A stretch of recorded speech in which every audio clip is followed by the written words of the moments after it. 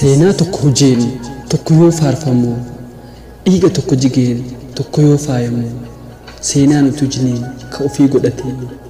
sa'a keenya elmatee aannan isaa ammoo diina obaafatee maqaa ittiin argattee haqa keenya awwaaltee galata siif goonaan duwida nutti galte bineensa nama nyaatu taatee nutti yuustee ofii qilee buutee nus qilee buusuu fi qileetti nu guurtee booda nu yuusuu fi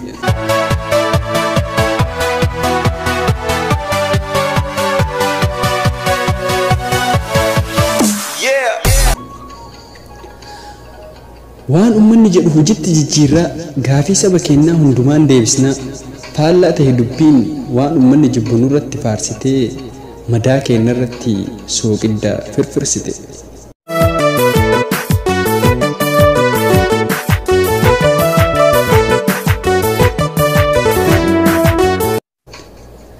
nama beekaa use wallaalaa seetanii ba'aa nuti hin feene nuuf fe'uu feetanii waraan afaan isaa hin beeyne nutti bobbaaftanii ilmaan keenya fixaa mee akkamitti gaafii keessan isinii deebifna nuun jettan warra ofii amantu filtee nutti ergitee dhiiga ilmaan Oromoo hardhas saree obaaste seenaan si gaafata seenaa jalaan baatu bineensa nama nyaatu dhaga'i gurra si haa buutu anattu si bulchaa anattu si eegaa homaa hin dubbatiin akka fedhetti si reebaa jedhee yoo dhaadhatu diinni Oromootti cal'isnee hin laallu ofirraa qolannaa lola duruu beeynaa itti wareegamna miidhaa gara hundaan osoo ijaan agarru akka durii sanitti teennee wal hin gabbarru mee waluu agarra kaleen silaa tarte boru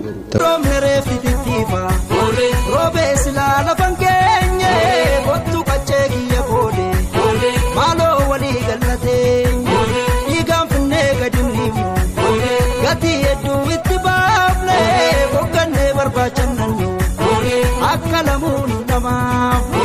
irrom narefi ditifa robe silala fangenye wantu kachegi yekode malo wali galate igam funne gadindim gati edu itibafne wakane barbachan akalamun nama miskenye adani ba miskenye sene mamari anne sene askenye adan ban askenye sene mamari